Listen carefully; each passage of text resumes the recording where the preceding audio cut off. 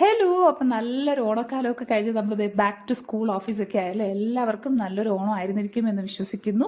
നമ്മുടേതും നല്ലൊരു ഓണമായിരുന്നു. അപ്പോൾ നമ്മുടെ മണ്ടയും എത്തി. സ്നാക്സും ലഞ്ചും ഒക്കെ നോക്കാം. സ്നാക്സിലേക്ക് ഇന്ന് ഞാൻ ദോശയും തേങ്ങാ ചമ്മന്തിയും നമ്മുടെ മുളകുപൊടി വെച്ചിട്ടുള്ളത് അതാട്ടോ അവന് കൂടുതൽ ഇഷ്ടം.